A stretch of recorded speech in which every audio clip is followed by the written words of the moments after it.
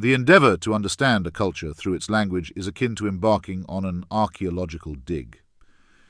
Each layer, each term and idiom unearthed reveals a more profound truth about the society from which it sprang. Chinese idioms, or chengyu, are particularly fascinating fossils of thought, crystallizing complex ideas into a mere 4 characters. They offer not just a linguistic challenge, but also a cultural revelation. Let's unravel the tapestry of Chinese thought through some of its most evocative idioms.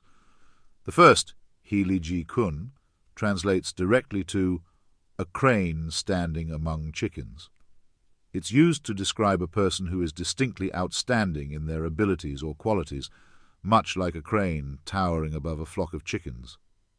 This imagery conveys uniqueness and superiority, with an elegance that the plain English standing out in a crowd can scarcely match. Next, consider the phrase Dui Nu Dan Chin, to play the lute to a cow. It encapsulates the futility of trying to make those incapable of appreciation understand one's point. The English might say, casting pearls before swine.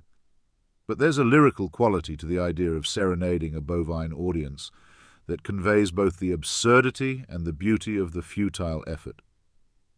We then come to the idiom Lan Yu Chong Shu, which tells the story of a man who pretended to play a wind instrument called a yu in an ensemble, only to be exposed when asked to perform solo.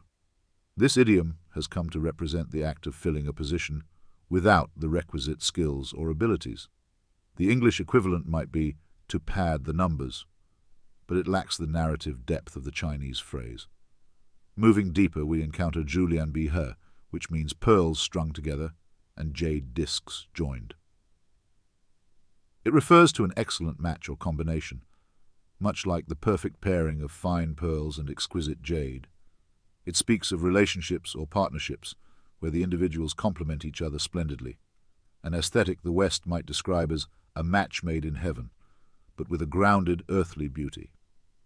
The idiom Beigong Sheiying translates to seeing a snake's reflection in one's cup when it's only a beau's reflection, and is a metaphor for creating trouble due to imaginary fears or being paranoid. It has a resonance with the English tilting at windmills, though it's more grounded in the palpable fear one might feel at the thought of a serpent lurking in one's goblet. Lastly, let's look at Hu Jia Hu Wei, a fox that exploits the tiger's might. This is the image of someone using another's power to intimidate, akin to the English borrowed authority. Yet, there's something more cunning and visually striking about the fox that uses the tiger's fearsome reputation for its gain. These idioms are not mere linguistic flourishes. They are the narrative soul of a culture, passed down through generations. They encapsulate philosophy, morality, humor, and history, providing a bridge to the vast and rich landscape of Chinese thought for the Western mind. As one who has traversed the contours of rhetoric and language, I find in these idioms a rich vein of insight to mine.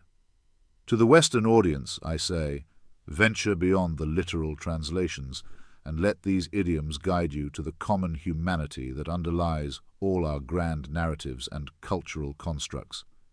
Here lies a world where wisdom is painted in strokes both broad and fine, where stories are told in the space of a few syllables, and where the human experience is distilled into a poetry of thought that resonates with shared truths and aspirations. Let us then not just translate, but also transcend.